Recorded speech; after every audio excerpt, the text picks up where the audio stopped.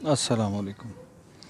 चंद रोज़ पहले भी हमने गुलाब के ऊपर एक वीडियो बनाई थी और उस पर डिस्कशन हुआ था कि इसकी डेड हेडिंग कैसे करते हैं। तो डेड हेड करना बहुत ज़रूरी है।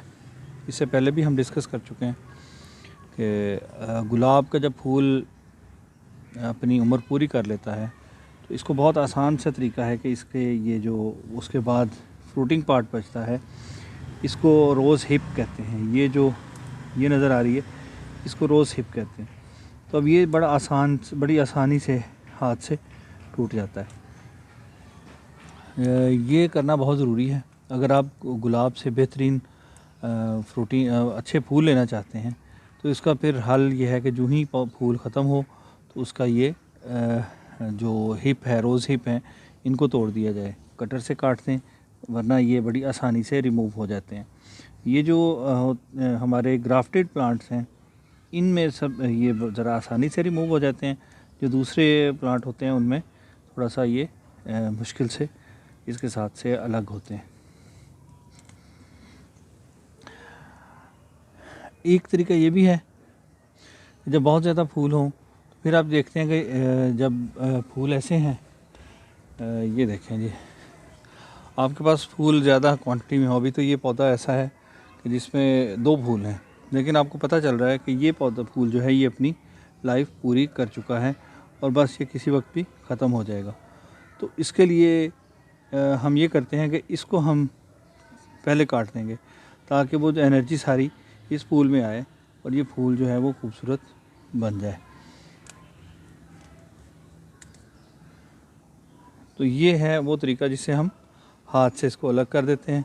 ये देखें, ये लाइफ अपनी पूरी कर चुका था पौधा, तो ये सारी इसकी पत्तियां नीचे गिरना शुरू हो गई हैं। इसके बाद दूसरा तरीका ये है कि इसका एक और बड़ा फ़ायदा है। यहाँ पर एक पौधा है जो कि हम जब ये लेकर आए इस दफ़ा ग्राफ्टेड जितने भी हमारे ये गुलाब के पौधे थे, ये पौधा ऐसा था कि जो मुझे बहुत पसंद आया, लेकिन इत्तेफाक से इसके साथ कुछ प्रॉब्लम हो गई।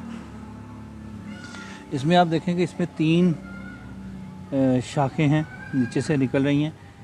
उन्होंने क्या किया कि एक कलर का यहाँ ग्राफ्ट कर दी, ये ज़रा डिफरेंट कलर की ग्राफ्ट कर दी और इस पर तीसरी ग्राफ्ट की, लेकिन इत्तेफाक से वो तीसरी ग्राफ्ट तो ज़ाया हो गई। आप देख रहे हैं पौधा ऊपर से वो साइड जो है ना वो शाख ड्राई हो रही है, लेकिन उसके साथ साथ ये जो सारे इसके ऊपर फूल और पत्ते थे ना वो सारे मुरझाना शुरू हो गए। उसका इमीडिएट हल ये था कि या तो उसको पहले तो ये देखा जाए क्या सूरत हाल होती है, लेकिन बेस्ट ऑप्शन जो थी वो हमने वो अपनाई कि फ़ौरी तौर पे इसके फूल, इसके पत्ते तमाम झाड़ दिए। आप देखेंगे इस पर पहला वाला कोई पत्ता, कोई फूल नज़र नहीं आता इसके ऊपर। फ़ौरी तौर पे जब वो गिरा दिए तो अब पौधे को वक्त मिल गया अपने आप को स्ट्रेंथन करने का। ना तो उसने फूल को खुराक देनी है, ना उसने पत्तों को देनी है, उस पौधे ने अपने आप को स्ट्रेंथन किया और अब आप ये देखें नई शाख फूटना शुरू हो गई है। ये देखें जी, ये ज़बरदस्त से नई शाख फूटना शुरू हो गई है। इसी तरह इस पे भी देखेंगे तो ये बर्ड्स निकल रही हैं, ये आपको नज़र आएगी, ये बर्ड निकलना शुरू हो गई है। तो ये 2 जो हैं जो नीचे से निकल रही थी, ये 2 तो ठीक है। अब तीसरी जो है ये देखते हैं कि ये इसके ऊपर कोई अगर ये चल जाए, इसके ऊपर कोई हमें एक शाख मिल जाए इससे, तो इंशाल्लाह फिर मेरा इरादा है कि हम इसके ऊपर ग्राफ्ट करके तो 3 डिफरेंट कलर का एक पौधा बना लेंगे जिसके ऊपर 3 मुख्तलिफ़ कलर के फूल लगेंगे। और इससे भी एक आइडिया भी आया है कि नेक्स्ट जो फरवरी है इंशाल्लाह उसमें जो हमारे पास पहले से फूल लगे हुए हैं, पौधे लगे हैं घर में, उनके ऊपर भी अगर हमें अवेलेबल हुई तो हम मुख्तलिफ़ किस्म के कलर्स की ग्राफ्ट करेंगे। अब ये देखें, इसकी भी हमने प्रूनिंग कर दी थी। रेड वाला रोज़ है खूबसूरत जो खुशबू वाला है, और आपको इसके ऊपर बेशुमार कलियाँ दिखाई दे रही हैं। बहुत जल्द ये भी फूलों पे आ जाएगा।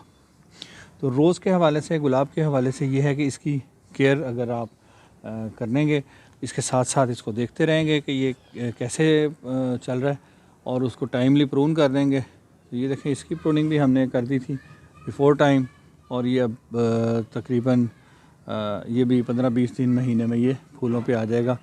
इसके भी जो ये देखें कलियां बनना शुरू हो गई हैं। तो आज के लिए इतना ही काफ़ी है। सी यू, अल्लाह हाफ़िज़।